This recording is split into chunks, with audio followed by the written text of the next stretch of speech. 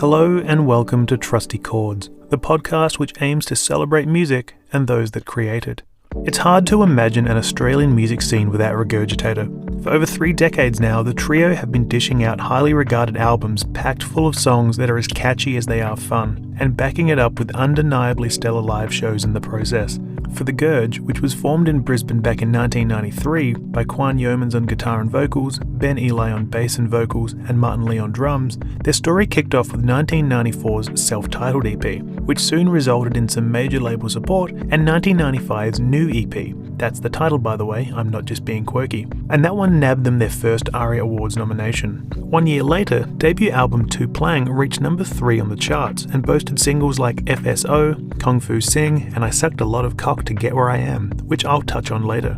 As their profile grew, the hard-rocking enigma that was Regurgitator spread their wings with their second album, Unit. Despite bafflingly only reaching number 4 on the national charts, it earned a total of 12 ARIA Award nominations over 2 years and netted 5 trophies for the group, including Album of the Year and Best Alternative Release. When you factor in that it contains songs like Polyester Girl, the song formerly known as Black Bugs, and Everyday Formula, you start realizing this polished piece of electronic pop might as well be a greatest hits record. Hell, Rolling Stone Australia even named it the 14th best Aussie album of all time, and I sure would like to commend whoever put that one there. It was me. The group's lineup shifted a bit in 1999 when the prolific Pete Kostick, of front-end loader fame, joined the band. Since then, they've continued knocking out stunning albums. I'm talking 1999's Art, 2001's Eduardo and Rodriguez Wage War on T-Rex, and 2004's Mish Mash, which was recorded as part of Channel V's Band in a Bubble project back in 2004. After a brief hiatus around 2013, the Gurge have been hard at it ever since, even going as far as to release a children's album in 2019. Now in between their relentless touring schedule, they found the time to write and record their newest album, Invader. It's classic Regurgitator, packed full of that undeniably catchy pop sheen, that tongue-in-cheek sense of humour, and a few stylistic and lyrical focuses that we've not really seen before. Add in a few guest appearances by the likes of Peaches and JK47, and you've got a record that is among their best work to date. This week, I was lucky enough to be joined by the fabulous Quan Yeomans. I can't tell you how grateful I was to have someone like Quan on this podcast. From his thoughtful answers to his wonderful broadcasting voice, this was a chat I wish could have lasted for hours on end. Once you're done giving Invader a spin, I invite you to press play, enjoy the chat with Quan, and I'll see you at the end of the episode for some general housekeeping.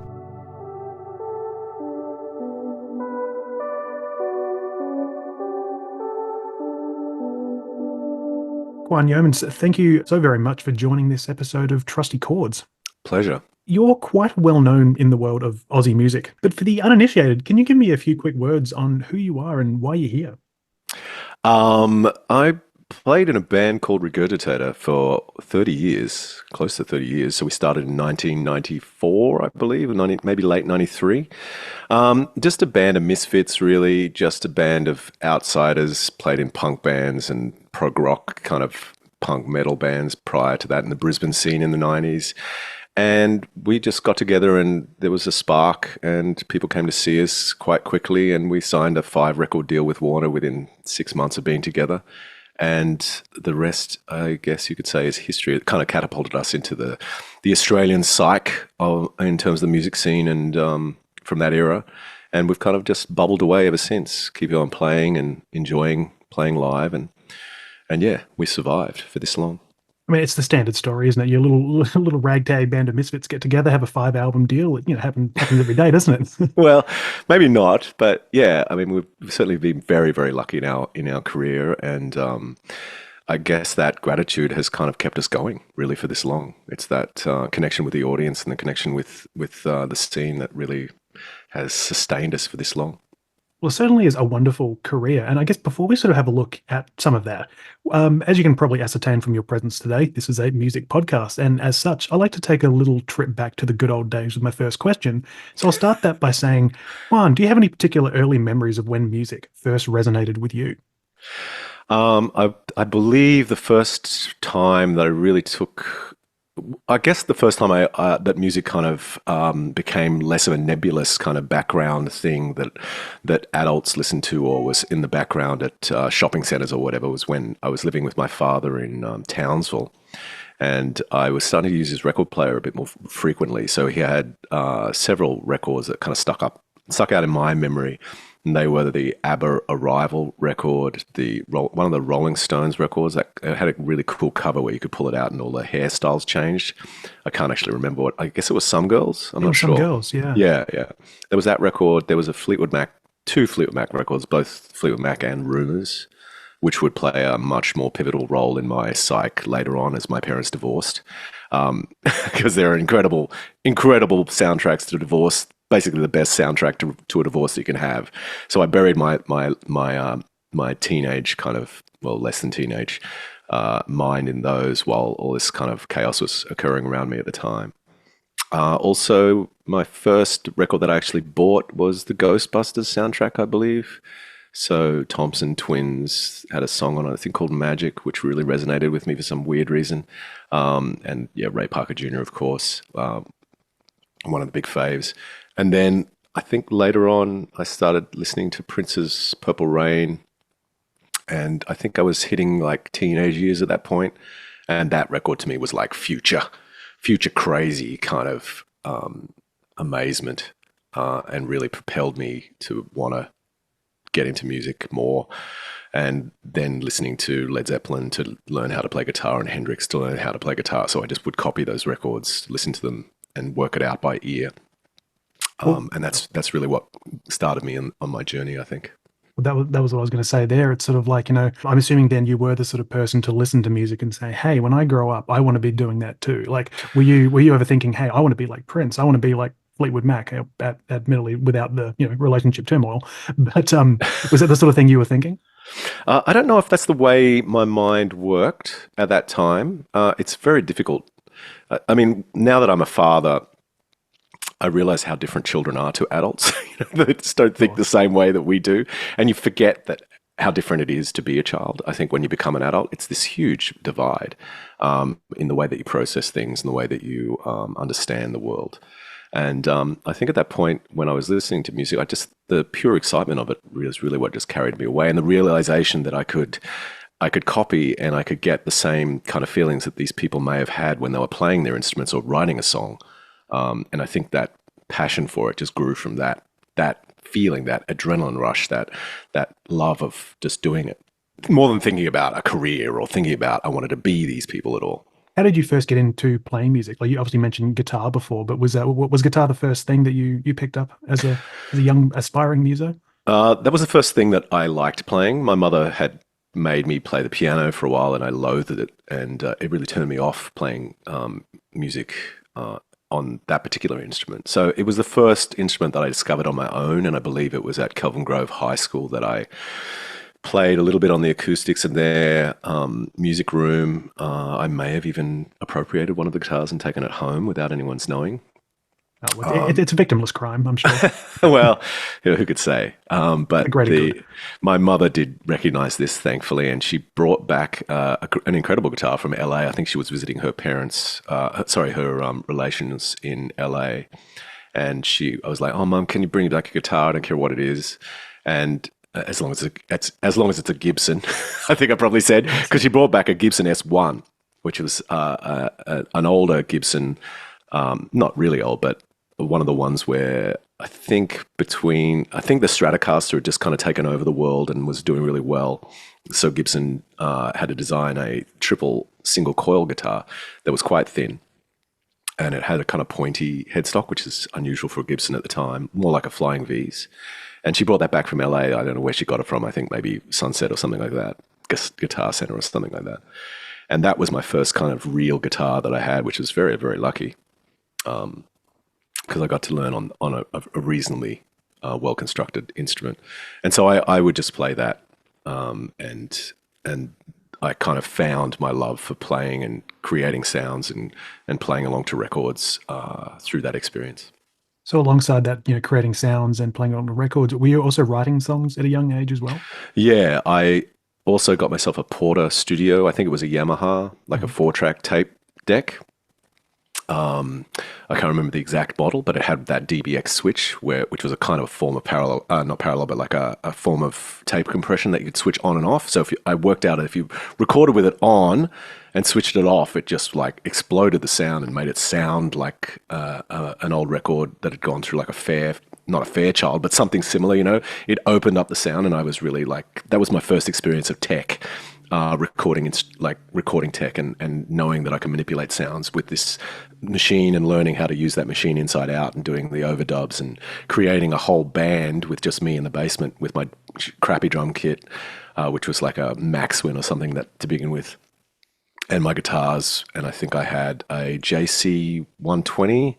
I think that was the first guitar amp I had, which is a Roland Jazz Chorus, which has got a terrible guitar tone when it comes to distortion, but I just, dealt with it anyway. And I think I had a Kurzweil 2000 as well, which was a sampling keyboard from that era. Very complex machine that had floppy drives that you could load up samples and stuff on it, but really, really not very user-friendly at all. So I had this set up down in the basement. My mum allowed me to make a racket, much to the annoyance of the neighbours and her, I'm sure. But I had that freedom to just create on my own in my own little space. So then how did it sort of go from, making noise in the basement to you finding yourself in the band we now know as Regurgitator? Because I think if I'm correct with my timelines, Ben was in Pangaea at the time, and you were playing with a group called Zoroastia or something? Yeah, that's right, Zoroastia. Yeah. Yeah, we were. And Martin Lee was playing in a band called Brasilia. So they were all kind of this fusion metal kind of sound, which was kind of, I guess, birthed around that time in Brisbane, and Lismore in particular, that kind of well known for that kind of sound. And so we were all kind of technically orientated players, and really trying to push ourselves as technicians on our instruments, and doing crazy time signatures, and playing heavy and hard and as fast as we possibly could. I think probably the teenage hormones had a lot to do with it. I think Ben had heard of my band, and obviously had heard of Pangaea because they were quite a popular band in Brisbane at the time. And we'd possibly done a support with them once or twice at Metropolis, which was in the City Mall, in Brisbane City Mall for a while there. And I'd see a lot of punk bands play. So my band, Zoroaster, was just a ragtag bunch of people. One of the guys I went to school with, and a circus guy who played the drums, and a really acrid punk vocalist called Vic, who was just terrifying to, I think, anyone who kind of rubbed up against her. So really quite a volatile mixture of people who were all using heroin at some point while I was there. Unbeknownst to me, I was so naive at the time. And we would rehearse in a little laneway called Fish Lane in West End, which is where Derek Ives, the drummer, lived with his girlfriend, Karina. In kind of this really, really kind of low rent old dress warehouse that they'd kind of put in a winch. He worked for a circus, or Oz, I think, and she was a hula hoop person who also worked with the circus as well. And we would just go in there, rehearse, and play like what's that metal rock band from Brisbane at the time. Oh God, the name escapes me, but Paul had actually managed them, the Dream Killers, for a long time. And we'd listen to Primus records and try and work out how to play like Primus and that sort of thing. And then I believe Vic and Ben were in contact with each other, and Ben had known about the band, and he'd seen us play, and he was like, interested in meeting me. And he happened to be hanging out with Vic, and they wanted to score some weed, and they'd heard that my mother was a big smoker, and Vic had been over my place before and met her, and so they came over one day scoring weed, and I just happened to be in the basement, as I almost always was, mucking around on my 4-track, and Ben just stuck his head in after getting blown out by my mum upstairs, and started listening to some of the early demos. Kung Fu Sing, I think, was on that 4-track, and maybe another couple of other riffs that we used in the early EPs. And Ben was like, let's have a jam, which is what he does. I mean, Ben is the connector. He's the connective tissue. He's the social guy. That was what if I had not met him, nothing would have happened. I would have probably stayed in my basement and then eventually had to get a job, like a proper job. So that meeting was kind of pretty important. And then I think he met me again on the bus, which is the classic story that people know. And eventually we just organized a jam, and he knew Martin from playing with Brasilia on several occasions in his other band. And he said, "Yeah, this guy's amazing, and let's try something a little bit different." And we wanted to simplify things and do more groove-based things. And then after the first EP did reasonably well and got ourselves a little bit of attention, and Paul caught the attention of Paul, who was asked by Ben if he would manage us, and he did. So he's been there since the very, very early days. And he got us some really great supports. And then we decided to make a foray into pop music on the second EP with Blubber Boy, I think. That was the kind of first, because it was something we never really thought we'd ever do. I do want to actually touch on Blubber Boy in 1 second for one quick question. But Yeah. at the, like, when Regurgitator first formed, was there any particular, because you mentioned like this sort of fusion of like metal and stuff before, but was there any particular sound that you guys were actually like were planning to make with the band? Like, did you have any sort of vision of what the band would be? Because obviously there was that sort of left turn with a bit of poppy sort of stuff, but was it all just sort of like planning to be a bit of a heavy alt rock sound at the time? No, I think it was, the plan was really not so much a plan, but more an antithesis to what we were doing in our other three bands, which was that kind of punk metal fusion crossover with like crazy time signatures and things that were flashy and fast and intense, constantly intense. So I think it was more just a bit of a spa retreat for us. Do something that had a steady groove, because Martin was a brilliant groove drummer and he could keep a groove going for ages and ages and just do a really, really solid job. And so we thought, let's just try work with that and work on solid riffs that weren't choppy and changing, and try and work on just simpler songs. So the idea was simplicity compared to what we'd done before. Obviously, there is still some choppy, changey stuff on the early records in particular, and that movement to pop still had a little bit of the residue. I mean, Blubber Boy itself is quite an odd song in the sense that it's in 6/8 for a pop song. So there was still a little bit of that interest in the technicality side of things remaining, but there was this drive to simplify because of our past experiences with the other three bands. So just I'm touching on Blubber Boy for a second. So something I've always had this as a theory, which I'm not sure if you can confirm at all. But obviously in the chorus of that, there is a rather contentious word in the in terms of taste. But I do recall, because that was a bit of a poppier song, ended up getting played on Triple M. Now I have a feeling that Triple M played that completely unedited. They did. They did. It got past their censors. I mean, it's a little obscured, but you could definitely hear it. And if you read the lyrics, it's obviously there. But yeah, that was always like a fun little thing for us to giggle about later on, and particularly while it was happening. And strangely enough, they're talking about playing this new single of ours, "Cocaine Runaway," and there was some concern about it being, the drug references and stuff. We're going on the ABC, so I get these letters saying, "Oh, look, it's going to be rated M because there's drug references and stuff like that." I think one of the comments, maybe from Peter or something, or in our threads, was, "Well, Triple M played Blubber Boy and had the word cunt in it." So it's kind of ironic that they'd be even slightly worried about it. And I actually, that sort of segues nicely into the idea of taste and language, because I do want to say something quickly, because this sort of comes chronologically with the Tu-Plang album. But some years ago, I wrote about a bunch of Regurgitator songs for an online publication, sort of looking at them, writing about them, ranking them a bit. And a lot of these reviews got added to Wikipedia. So around this time, I'm doing some lecturing, panel appearances, and as a result, a lot of people asking me how I got into the world of journalism and how I ended up as the editor of Rolling Stone at the time. Right. But thanks to my writing about your songs, if people Googled my name for about a year, the very first thing that will come up was the Wikipedia page for the song "I Sucked a Lot of Cock to Get Where I Am."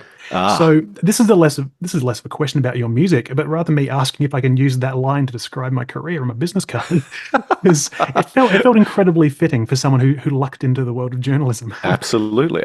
It's not my story. It's everybody's story. That's the thing that makes a great pop song, right? You're looking to connect with a story that makes sense to as many people as possible. And I feel like that song does connect with a lot of people for that reason. So far, it's made an incredibly sort of great little, I'll say cocktail party conversation, but I'm not really at many cocktail parties these days. And I'm not going to go through every album that you've made, because that would take just forever, I'm sure. But I do want to touch on the Unit record, of course, because that's such a massive album. I mean, not just in terms of your career, but in terms of Australian music. But it was such a shift from what had come before, and it served as an indicator of what would also come later. So my assumption is that the creation of the record was for you guys likely business as usual, if I'm not minimizing the hard work at all. But what were you guys thinking at the time? Were you aware you were making something special? Because I doubt you'd have been thinking, record's a bit of a corker, might need to add some extra shelves to the trophy case after the arias. No, absolutely not. We had no idea. I mean, it was a surprise to me personally that we'd had any kind of response from anyone because, like I said, we were kind of just a band of weirdos, and I had never had an expectation of success or making a dent. So it was all just an amazing surprise to me. And, that's the one thing that you look back on and go, how do I get that back? You can never get it back. You talk to older artists who have kind of like set in their ways and they're doing their thing, and they kind of, don't really achieve the kind of success or the kind of creative focus that you get when you're that young. And a part of that reason is that naivety, that newness that's there, that surprise that you have when people want to listen to your stuff, and the not caring what you do, just running with it is almost impossible to retrieve. So at that point, you don't realize it's happening, but you're in it. And that was very much that's the way that I would describe the feeling in the studio, the response to how we were making the music, the response to people who were listening to the music as it came out. All very new, all very surprising, and no, not calculated in any way, apart from the fact that we were probably making a response to the increasing amount of male energy, if I can use that term, that was occurring at the shows. And we really wanted to take it away from, steer it towards perhaps a more feminine energy, if you could say, as well. So there was a conscious effort to maybe make some more kind of silly pop stuff that was a little lighthearted, more lighthearted, less heavy. And we all grew up with 80s music, so that was also a definite thing as well that kind of was a thread that went through the record and gave it a bit more of an infrastructure or a scaffolding, if you like, if that answers your question. It certainly does. Because, and I'm assuming that you guys are also very conscious of the fact that you were switching the sounds you're making. I mean, the first song is I like your old stuff better than your new stuff. And then there was the remix, which was not really a remix, it's a different version. But it feels very self-aware that you are sort of saying, hey, we are changing, this is going to be a little bit of a shift. And I mean, it's not necessarily saying, hey, if you're with us, you're with us. If you're not sort of thing. But it is sort of just saying, this is effectively a new sort of era of the band. Was that sort of the feeling that was going through the group at the time? Yeah, I think so. But I think that actually that feeling grew as the record grew. I think it wasn't something that we're like, okay, we're going to make a new record and it's going to be completely different to anything. I think what actually happened was we had Everyday Formula, and that was not a massive departure from our earlier work. And then as we started playing in the space that we had, and we started listening to other music around us that we loved from the 80s and from other groups that were going on, I guess responding to the Australian scene also, but maybe in a more kind of antithetical way, we realized that the things that we were writing really were pushing us completely away from our older sound. And so I think that the song that Ben wrote was more of a response to that process that was occurring in real time than a self-aware thing that was occurring before the record and part of the plan, if you know what I mean. Also with that album, I guess it also sort of not necessarily muddies the waters in terms of what your sound is, but it sort of makes it harder to categorize you guys, which I guess is something of a benefit at times in that you can sort of fit into so many different boxes. But how then, I mean, even today, how do you describe the music you guys play? Like if you met a random person on the street who never heard you, what's the elevator pitch? I don't know. It's just a mess. Like I just think we just, I mean, the best way to describe us is that we try and copy the music and songs of our favorite artists, and we just do a really bad job. Right. And that's our sound. It's us attempting to copy the sounds of these amazing artists that mean a lot to us. And I've always wanted to create the Boys of Summer, for example, and every time I try, it just comes out B grade sounding, and that's our sound. Or you might try and create Queens of the Stone Age song, and you just come out with whatever it is you can possibly do. So I mean, there is that element within our name that is a bit of truth telling, in the sense that we are constantly trying to regurgitate the things that we've listened to and have come into our lives, but we just do such a poor job of it that we end up with our sound, if you know what I mean. Yeah, because that was something I was thinking of as well, is that, is there anything that specifically sort of encapsulates the classic Gurge sound? Because, there's a few bands like, say, Machine Gun Fellatio or Ween who have that real jack of all trades like approach. They can sort of make songs almost any genre and do it well, but you can still tell it's one of their songs. Yeah. And, I sort of put Regurgitator in the same category, but I've never been able to say, yes, that is the key ingredient that makes it a Regurgitator song. Yeah, I mean, I would agree with that to a certain extent, absolutely. But yeah, I think the key is us just not doing it particularly well, as opposed to being masters of our craft and being able to hone a particular sound. I think and also you have the randomness of any, 2 or 3 songwriters coming together and clashing the way that we do, particularly as we went on. After Unit, possibly, it was more pronounced. I think the earlier records we did collaborate a lot more as a band, but Unit really marked a point where, between particularly Ben and myself, there was a stark, a bit of a rift in terms of songwriting styles, and that added element is something that is incorporated in the sound of the band. So the very different styles that I'm interested in and he's interested in, and our approach to making those styles kind of work as songs is key to the sound of the band also. And another thing that is key to the Regurgitator sound, I guess, if I can use a poorly executed segue, is that, the live shows you guys put on are also integral to the band. I think you guys have to be one of like the best live bands in the country. And this isn't me pumping your tires, but at the very least, you're one of the most consistent bands, because I've seen you guys, I don't know how many times, and there's never been a bad show. But for you, that's very kind of you to say.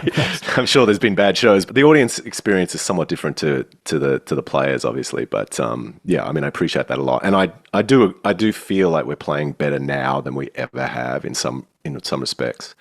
And yeah, we're old now. We're like all over 50, so it's a real privilege to be able to keep going and perform on the level that we do.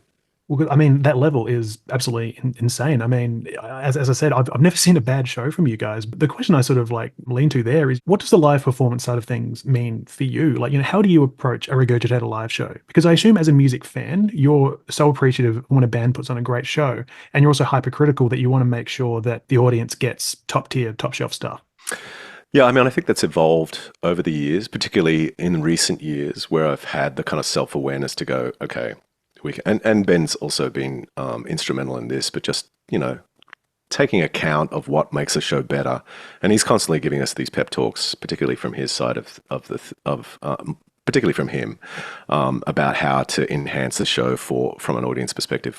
And he's always gone to more shows than I have and done the research. And he's a great live performer and an incredible bass player. And he thrives on an intense energy. And I've started more so to pick up on that. Like, I think the turning point for me, really, well, not the turning point, but one of the points recently that I noticed quite vividly was a show we did at Boondall with supporting Weezer. And the crowd energy was so insane and so great. And it was the first time I feel like that I'd been on a stage that I could actually entertain more than 1,000 people at once. I actually felt like I was doing like a decent job of it. And I've never felt that before. Not on any of the big day out tours when we were in front of 25,000 people. I've never felt comfortable, never felt like I was doing a good job. Always felt like I was in my shell and kind of just stumbling through it, just doing my thing. But yeah, that was the first time that it really kind of dawned on me, okay, I can handle this now, and I can do a decent job at this. And there are things that you can do to make it better, i.e. keeping your match fitness up physically, which gets more and more important as you get older and older. And also just that connection with the crowd, I think I've learned through Ben is paramount. And that's super important for me now. And to answer your question more directly, it is mostly about the energy passing between us and the audience that matters more than anything else, more than how well you play, more than what you think is happening in your life or their lives or what's happening on stage. It's that energy transference that occurs between the audience and yourself is the most important thing. I have long been of the belief that a Regurgitator live show should be a rite of passage for every Australian music fan. Like my wife is American, and I'd showed her the Regurgitator songs before she'd moved, but I had to take her to a Gurge show when she first came here. And what I always tell people is that if they don't see a full Regurgitator set, the very least they have to see you guys performing "I Will Lick Your Asshole" live, because it's such an immense song when played live. Feels so emblematic of I say the songwriting, the songwriting, the passion, just this chaos. But could you have, foreseen yourself still yelling out those lyrics to people 27 years after it was written? No, I mean, I don't have much foresight in my life, which is a blessing and a curse, obviously. But I mean, the sheer absurdity of it and absurdity is something that's always been attractive to me as my sense of humor, the idea of life as a human, the universe and everything in it. It all hinges on absurdity for me. And that song is pretty much the epitome of absurdity when you're on stage shouting those lyrics at a bunch of people and getting them excited about saying it, singing along with it. It's absurd, absolutely absurd. And it's one of those rare moments that, well, not actually rare. It happens over and over again for us and for me in particular. And for that, I'm just like forever grateful that I can experience that absurdity in such stark kind of focus on a regular basis, and it kind of it throws life into sharp relief for me at like every single time we play. So I have that to keep me grounded and to keep me focused on what is real and what isn't, and what is absurd about life, and what is serious. And that the band in itself has that use to me. It keeps me grounded in a way that doing another job might not have done for me. I was on that topic of absurdity, and also on that song, actually. I think one of the best covers I've ever heard is the one that Sonic Animation did of that song back like in the late 90s for one of their singles. It was like a B-side, which Oh, really? There's hardly any trace of it online. Yeah, But right. they basically turned it into like a bit of a lounge song. And there's something, I don't know. I mean, hearing you guys play, and especially hearing you sort of scream it, just like scream at the end of that chorus. Yeah. But hearing it sort of, translated to a loungy sort of song, you're just sort of thinking, surely this is where, pens down, art is finished, right? Like, where can it go from here? Well, that's the great thing about it, right? It has no limits. Like, art has no limits, and that it should never be limited. And interesting. I've been reading the Creative Act by Rick Rubin, and that's been I've been able to focus a lot more on my writing and being creative over the last 12 months because of that. And the idea of creativity is a river that you can block if you think too much about it or get too caught up in it, but it needs to be allowed to flow, which means you need to be able to create something, let it go, and move on to the next thing without being overcritical or trying to stop it from being what it's meant to be. And I think when you're young and you're doing it and you're inside of it, those things come way more naturally to you, and you come up with stuff that is absurd and doesn't make sense, and you just let it be. And that's the beauty of a song like Arsehole. It came out of nowhere, out of the universe, and we just let it be. Yeah. Because sorry, that sounded like a very supercilious sort of answer. Just think, yeah. But on that topic of like creativity and everything. I mean, Gurge have so many great albums, but you've also done much more as well. There was Happy Land, your solo record, the short-lived Disaster, for example. So as a musician, how does having these sort of creative outlets help you? Because I mean, I know it's been mainly Regurgitator focused in recent years. There was that bit of a departure with like the children's album, but it must be nice to have these sort of opportunities to really stretch your creative legs, so to speak. Yeah, I've definitely enjoyed it a lot more lately. I feel like I'm producing better than I ever have. Over COVID, I taught myself how to use Studio One, which is it's another DAW, but I'd used Pro Tools for most of my career for 20 years, and Avid was just starting to really annoy the crap out of me. So I thought I'd take the opportunity to learn something different and really do a deep dive into mixing and engineering a bit more, and how to kind of navigate the complex issues with being a writer, producer, and recordist at the same time, which is, it's hard. It's not easy to record, particularly if you're recording your own voice. It's very difficult to get a third-party awareness of what's going on. It's one of the most difficult things to do. And I think a lot of young artists have to do that now because of budget limitations and, the way that music is presented now on the internet, where everything is open and you show your process and all that sort of thing. So I feel like because I've thrown myself into that over the last couple of years, my production levels have definitely gotten higher. And I felt like I really enjoyed recording this latest record. And it was a lot of work, but this for the first time I felt embedded in that side of it, which I haven't really felt before. And sorry, go ahead. No. Sorry, I don't know. I've lost the thread now. I'm not sure. What was the question again? It was basically asking if this having so many sort of options in the world of creativity is enjoyable, and I'm sorry, it was my own thread. Yeah. The question. What I meant to say was that because of that newfound kind of interest in engineering and really treating this DAW in the similar way that I treated the Yamaha 4-track that I had at the beginning, and just kind of throwing myself into it and really using it like a musical instrument.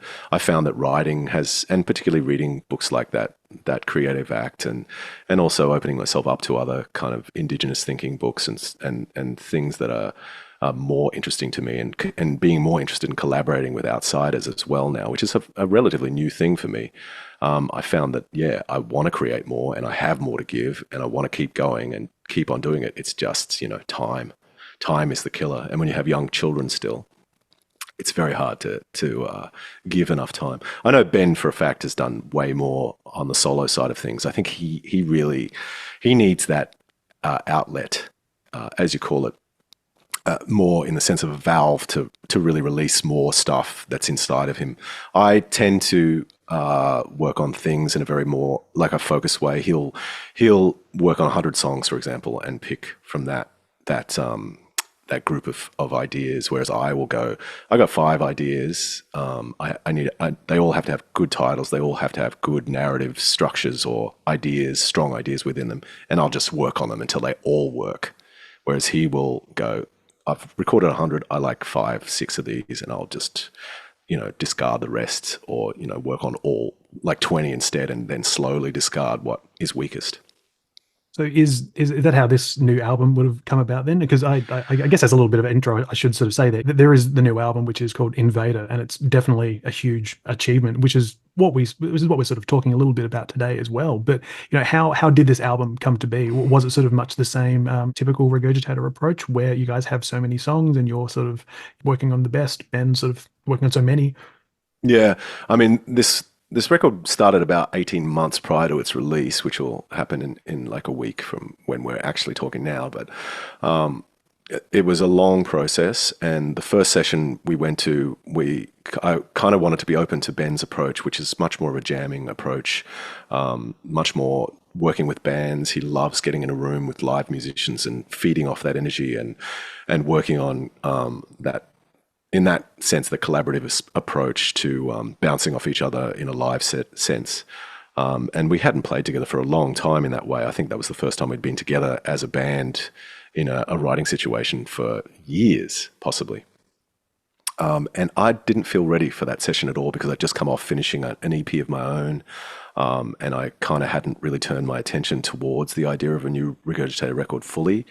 So I didn't get a lot out of that session up in Brisbane, just outside of Brisbane.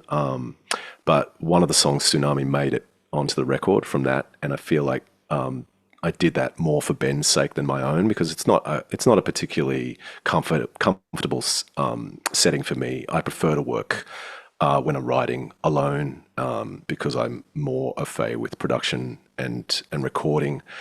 I like to be able to tinker and change things and evolve things. A song for me can start in one way and then transform into several different versions before it gets to its final, the final thing that people hear. Whereas Ben is much more organic. Let's record it. Let's get it right the first time, and then let it, be easily mixed, because that's the way it is. So he needs that. He needs the energy from other people, and I think he found it.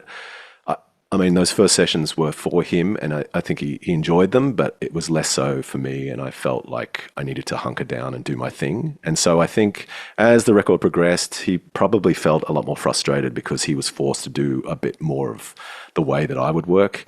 And we did do another session of drum recording after we'd written some more songs about 6 months or 8 months down the track. And I used a lot of Peter's playing, which is unusual for me because I usually don't use as much live drumming on records at all. But I ended up using about 6 of the 7 tracks that I recorded up there of his playing. But strangely, Ben did not use any, which was odd. And he ended up doing mostly electronic drum recording and programming, which I thought was kind of odd because I just assumed that he would want to use more live sounds than me. So that was a weird turn of events. And then it just kind of got to the point where it was constantly honing and honing and honing over the last 6 months until I was completely satisfied, and then finding the right collaborators to drop in on some of the songs where I felt it needed a different voice. And I had read Tyson Yunkaporta's book Sand Talk recently and just been blown away by his work. He's an incredible Indigenous thinker, shit stirrer, and just a thought exploder. And I was so impressed with his book that I thought I'd reach out to say, look, I'd really love to do something with you. I don't really care what it is. Let's just think about it. And I'd kind of come up with the name Invader, and there was a lot of anti-colonialist kind of sentiment welling up in both me, Ben, and Peter, and in fact the whole band, and Paul. Particularly after the events of last year.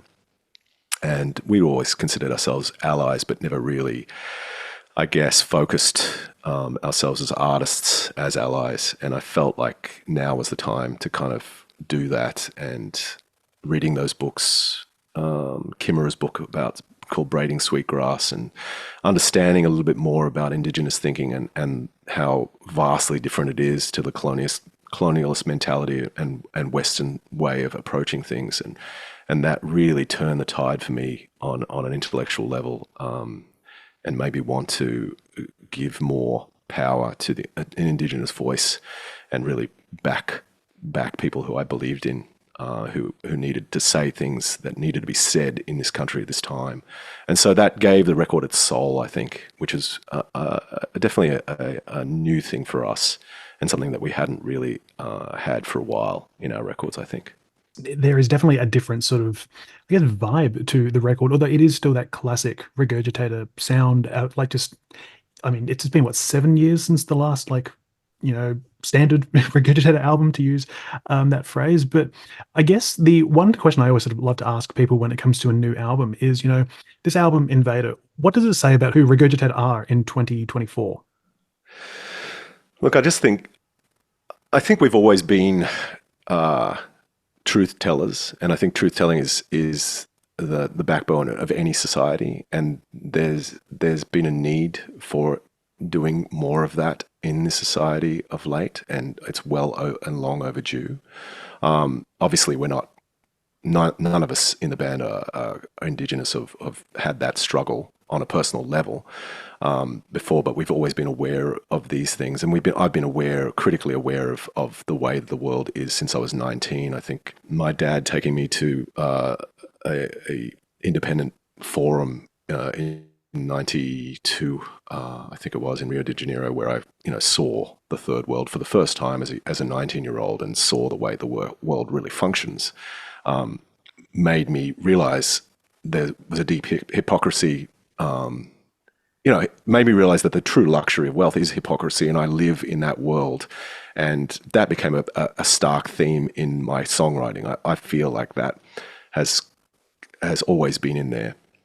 Hypocrisy, and the sense of hypocrisy in myself, and the sense of hypocrisy in the society that I live in and function in, and also the sense of absurdity. So I think those elements have been ones that have carried through the whole thread of the band's career for me personally, and certainly rubbed off on Ben in his songwriting. And I think those things are what he sees in me and what he respects in me, and I respect the energy he brings and the connectedness that he has on a people level, more so than I have had perhaps in the past.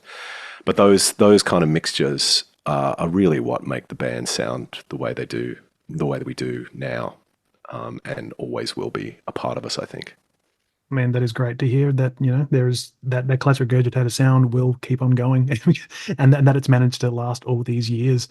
But so obviously, yeah, the new album is I'm trying to think of when this podcast is going out, and this is completely ruining the whole magic of I guess live podcasting. That's not even really a thing here. It's being pre-recorded. I'll be transparent, but Right.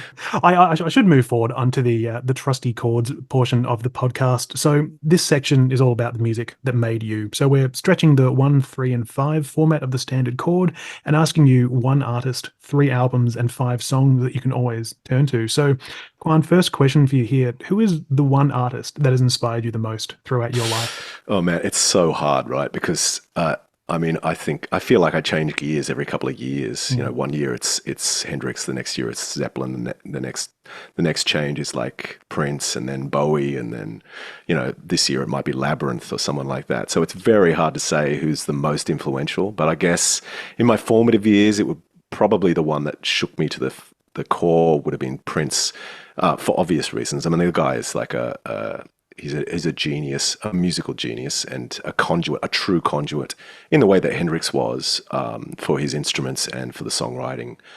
Probably more so than Hendrix in the sense of pop songwriting.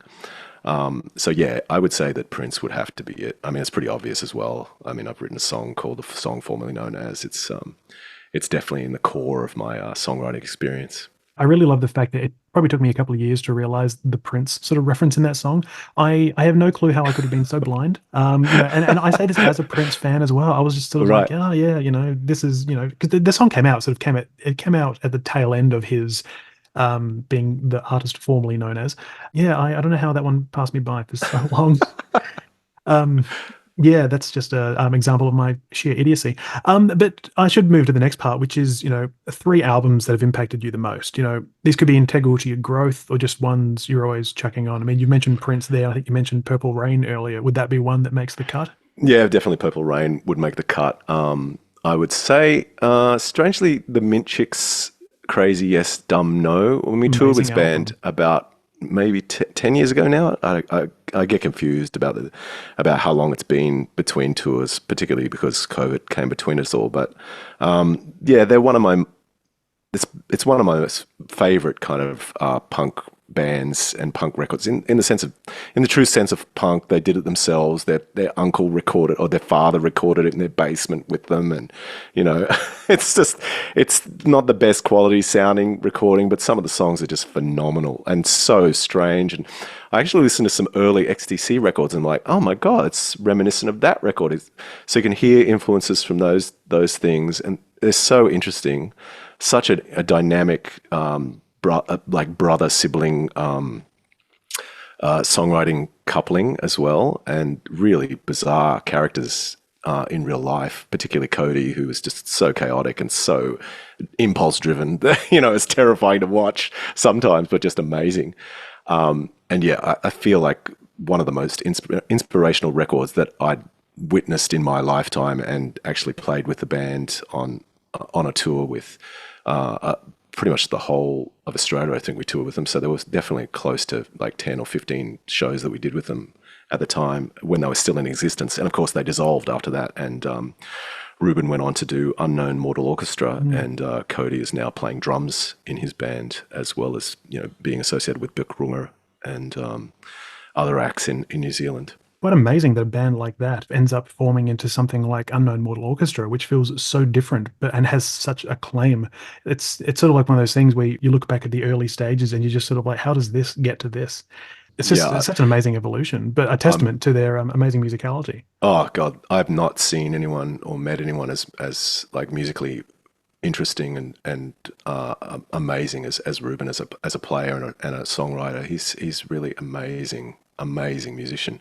And I think the Mint Chicks were just one of those rare occurrences where you just had a bunch of musicians that just gelled so perfectly and so in such an unexpected way that, breaking them down as individuals just doesn't work. So, seeing the lineage between the Mint Chicks and on Unknown Mortal Orchestra is not going to be easy at all, because of that synergy between the 4 of them, the drummer, Paul, and the bass player, whose name escapes me at the moment. All incredible musicians in their own right, and the way they stick their parts together is just so unexpected and so weird. Still pop, but incredibly punk and incredibly strange. and just so, yeah, surprising at every turn. So definitely one of my favorite records of all time. And for a third record, what would you pick? Ah, a third record. I don't know, actually. That's tricky. Something that really has stood up. I mean, I would, as you get older, obviously records become harder to listen to because everyone is listening to playlists and single songs. And Of course. yeah, from the days that I listened to albums, there's a few that stick out. One being Aphex Twins, I Care Because You Do, particularly because I have strange memories associated with my late father with that one. Traveling over the Sydney Harbour Bridge in his old Subaru on 3 cylinders with all these cars trailing behind us at 20 k's an hour, and him dying of cancer, and me putting on this song off I Care Because You Do called Alberto Balsam, which is one of the very few modern records that he'd listened to and gone, oh, I quite like this. And he's in terrible pain, and I'm driving at 20 k's an hour in Sydney traffic across the bridge with this song playing, and me acknowledging the fact that he appreciates this incredible electronic cutting edge music, and not having the heart to tell him that the song is about a hair product that's popular in the UK. That's what it's named after. It was just so ironic and so strange and so memorable that I love that record. I would say that record when the Prodigy record came out as well, that the black one.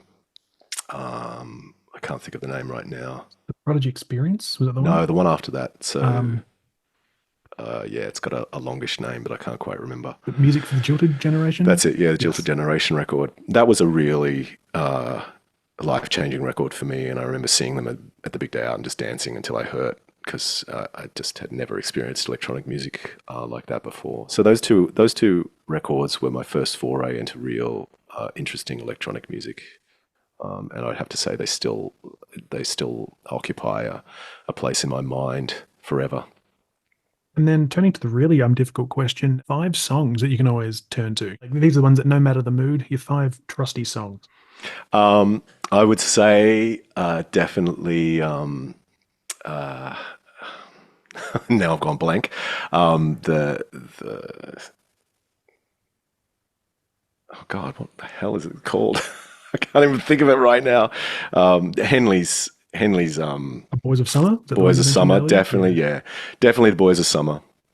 Because I have memories of shoving fuel into my mother's old Alfa Romeo and in the middle of summer in Brisbane, and that blaring out of speakers in the petrol station, and driving down to see the girlfriend at the time down the coast, and that just being a perfect soundtrack in a cinematic way, and just being astonished. Every time I hear that song, there's always something else, and the way it's structured so perfectly, and the sounds are so perfect, and just recently discovering that it was really Tom Petty's guitarist, Michael, is it? No, I can't think of his name, who wrote the song and tried to give it to Tom Petty, and Tom was like, I don't think it's really right, so he took it to Don, lost the original tape, and somehow managed to retrieve it from a mangled thing, played it to him, left it with him, and he changed the key of it, and so he could sing it, and then Tom's guitarist has played all of the parts on it, which are incredible and perfect for the song. So yeah, one of those perfectly produced songs, in my opinion. I think Mike Campbell was his name from Heartbreakers. Mike, yes. That's right, Mike Campbell, incredible guitarist, and yeah.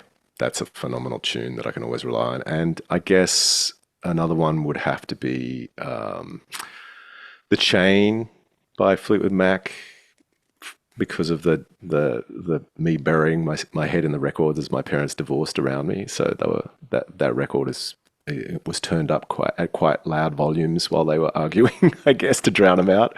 Not that it was a terrible divorce or anything. It was just that soundtrack will always remind me of that period in my life. And I think The Chain is just the bass line at the end of The Chain is probably one of the most iconic bass lines ever written.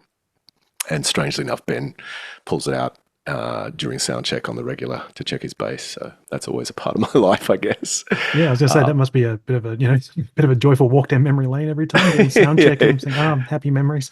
Yeah, exactly. Well, I mean, plenty of water has passed on the bridge, so it doesn't feel so bittersweet even now. But yeah, incredible records when they came out, and perfectly recorded and perfectly produced. How many? Well, we need another three. Yeah, another three. Another three. Let me think. I would think. Well, let's go to the side of. Yeah, I mean, recently, I feel like there's been a couple of producers that have really caught my ear, and that one I think I mentioned earlier was Labyrinth, and I know he's done records with Sia, and they obviously have a connection, a creative connection and collaborative connection, but his work on that soundtrack, the Euphoria soundtrack. I can't. Let me just find out what the song is. But I feel like it's one of those tunes. Yeah, When I R.I.P. It's called.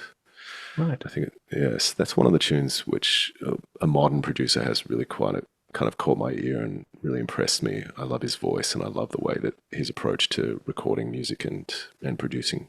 I'm not sure whether I don't really know a great deal about him. I assume he does his own production, but I can't be sure. I should say I'm not too well versed in the Labyrinth oeuvre, but I am definitely aware of his work, and I mean it's one of those artists I'm yet to hear anything bad from. So this may spark a nice little bit of discovery for at least me. So yeah, I'm just impressed about him on many levels in terms of production and songwriting. So I mean he interests me. Apart from that, let me think. Things that I always turn back to, right?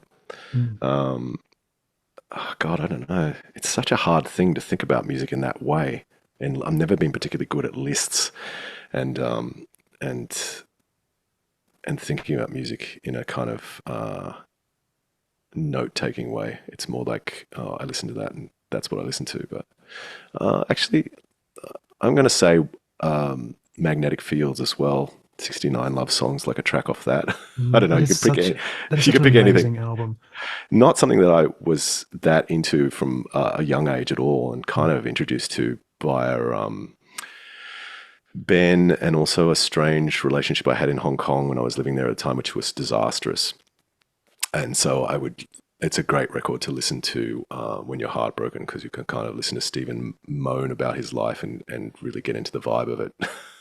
But I don't think there's a better songwriter than him out there in terms of singer-songwriter, lyricist. I mean, his stuff is just incredible. Oh, he's absolutely stunning. I mean, was there any particular song from that one that actually really sticks out to you? Because I find it, I mean, 69 songs on there. I mean, you're spoiled for choice when you listen to that record, especially when everyone is so high quality. Exactly. I don't know. There is so many. I mean, I love the Book of Love. I love Bunny Rabbits, or whatever that's called. I love Reno, Dakota. There's just so many good songs on there, and it's so awesome to listen to, and to listen to the way he does them and the way that the lyrics flow. And he's so good at narrative and so good at putting you in his shoes. That yeah. I'll pick one out for you, just so you've got one. That's fine, because I mean, I'm just sort of like thinking of the track list now. I mean, you've got songs like, I mean, even some of the more left field ones like Busby Berkeley Dreams or Papa Was a Rodeo is such a gorgeous song. Yeah, Papa Was a Rodeo is incredible. I would say either Papa or even the first track on the record, Absolutely Cuckoo, really gets me going as well. I love it. Yeah, there's so many great ones. Like, yeah, any of those would really do it for me. All My Little Words, Reno, Dakota. Actually, you know what? The one that I remember riding the trams, the old wooden trams in Hong Kong at the point of my, completely disturbing breakup is I Don't Want to Get Over You. Oh, yes.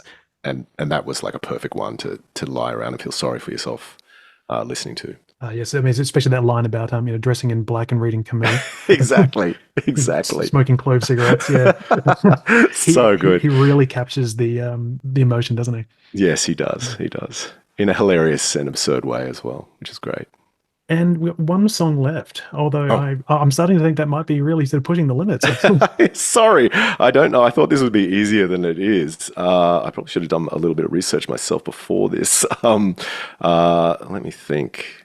Well, I mean, I guess we could go with Bowie. Bowie's always a good one to go back to as well. I mean, Let's Dance, even though it's not his most perhaps interesting work in terms of artistic creation or whatever, but I think that record in particular, with his work with Nile Rodgers on it, elevates it to that pop level that he rarely achieved afterwards or before, I don't think, so succinctly. And I think Let's Dance in particular, you can just put that on and it just gives you that vibe. It's just an amazingly constructed song and really brilliantly produced. And, finding out that Stevie Ray Vaughan did all the solos on it was kind of weird for me. Wow. I think not that pretty much all of the guitar solos on that record were done by Stevie, which I did not know about for a long time. That's quite amazing to hear, actually. I mean, I feel like that's something I should have known, but David Bowie and Stevie Ray Vaughan, I mean, that's two legends now long past. Yeah. I don't know how he got involved, but I think he was just known as one of the top kind of guitar soloists at the time. And obviously very reminiscent of, well, Hendrix, I guess, in a loose way. I never really got into his work as a solo artist because I always felt like he was a poor man's version of Hendrix, and no one could really ever claim to get close to Hendrix's ability. But the solos on that record, when you listen to them, you go, oh yeah, that is definitely him. You can hear it, and they work really well. And I'm sure it was Nile Rodgers going, this is going to be perfect. The guy's ear is impeccable and his production is next level. And he's done so much incredible work. And the fact that he teamed up with Bowie on that record and that particular song just makes it a classic in my mind. Oh, it's an all-star class across the board. Well, Quan Yeomans, I want to say thank you so very much for taking the time today and being part of the Trusty Chords podcast. Thank you so much for having me, Tyler. It was been really nice, really awesome.